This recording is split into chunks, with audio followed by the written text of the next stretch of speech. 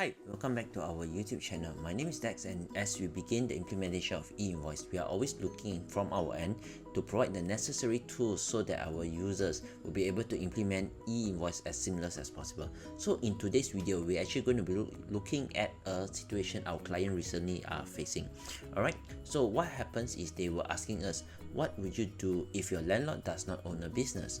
So based on the E-Invoice guideline, if you are renting your office from a landlord who does not own a business, you will need to do a self-billed invoice on behalf of your landlord. So what happens is in AutoCount, there are actually two ways of managing this. So one of the first steps that you can do is actually using the cash book to pay out your rental to your landlord, while the second method is if you want to manage your landlords as a supplier, and then we'll create an invoice from the supplier and then do a self-bill from there. All right.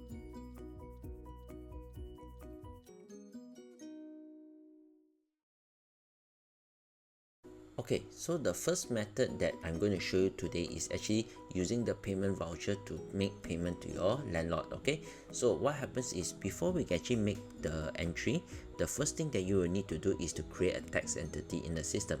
So how you can actually do it, you can come to tax here, you actually come to tax entity maintenance. All right, so here you can actually create a new tax entity from here, so press new. So because your landlord is an individual, so we need to change this to individual.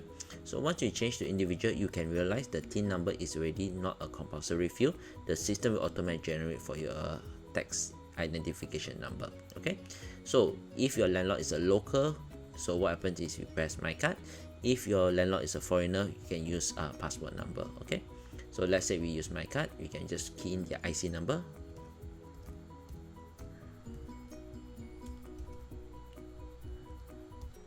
Okay, and then we key in the name.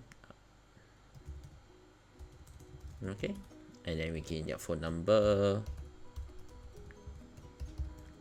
email address,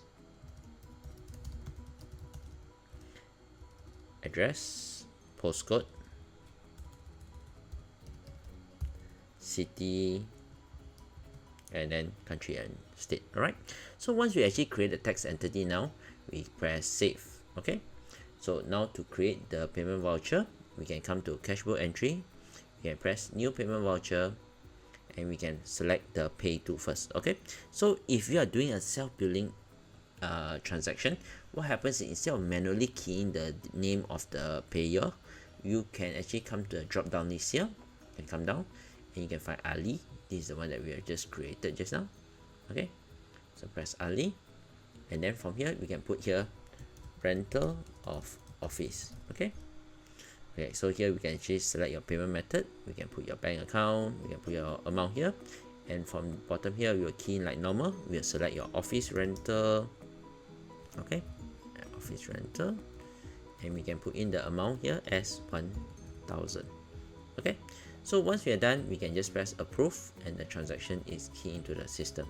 Okay, so once we actually create the payment voucher, the next thing is we will need to create a self-billed invoice. All right, so one thing you have to take note of is to create the self-billed invoice, you can create this self-billed invoice by the last day of the following month. So let's say currently we're in October, means you can actually generate the self-billed invoice by 30th of November. Okay, so to do the self-billed invoice inside AutoCount, what you need to do is you can come here to E-Invoice, you can come to self-billed invoice. All right, so what happens is we can create new, and from here we have the function copy from cash book. All right, so press copy from cash book, we can say Ali, you can press search. Okay, so straight away I can see today's transaction. I select here, I press OK.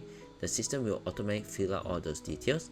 One thing you have to take note of course, because this is an individual landlord, so the classification code is 036 for self-bill others. Okay, so once you're done, of course you can press approve. So for this example, most likely we will get rejected because the identification number might not be accurate, but let's try and see. We press approve, we press refresh.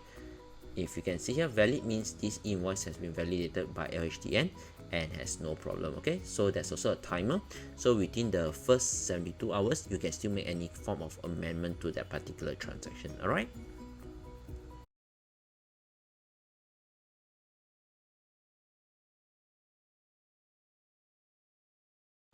Okay, so what happens is that method was using a payment voucher. So some of our clients actually use creditor maintenance to do their payment for rental, right? So the only difference from the first method was actually you need to come to creditor maintenance here. So let's say example, I want to create again Ali. Okay, so instead of filling just all the standard details, now we need to create the tax entity. So because this is my example and I have already created the tax entity, I can link it together, Ali here, and I can make sure I just key on the particular details. If I don't want, I can just leave it blank. I can press save. Okay, so let's say example, today I want to make my rental payment. First thing I need to do, because I manage it as a supplier, I will need to create an invoice.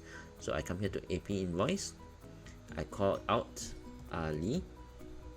Okay, I key in his invoice number, rental 102 1025. Okay, and from here I can select my account code. So this part most of the time is will be your standard method of how you're going to key in the transaction. You can just key in like normal. Okay, and then here put here office rental. Okay, so once I done, I press save. So after that, later on you can go to AP payment to make the payment voucher. Okay, so same like just now, because we key in the AP invoice, we still need to create the self-billed invoice. So we can come here to E-Invoice, we come to self-billed invoice again, we press new. Instead of copying from cash book, now we copy from AP invoice, and we press again Ali, search his name, select the purchase invoice number, and then press OK. Alright, so after that we can just press approve and we can validate the self-billed invoice. Okay, so another thing that you have to take note of, right, is actually when we create this self-billed invoice, there are no double entry. Okay, so the double entry, like hitting your expenses line, it will be based on your purchase invoice or your cash book entry. Okay, so once we done, press approve, pending, refresh, submitted. Submitted means we already reached LHDN. We're just waiting for a validation. Okay, refresh again and you get your validation code. Alright, so these are the two options that you can use to create a self-billed invoice inside AutoCount when your landlord is actually an individual who does not own a business. Alright, thank you.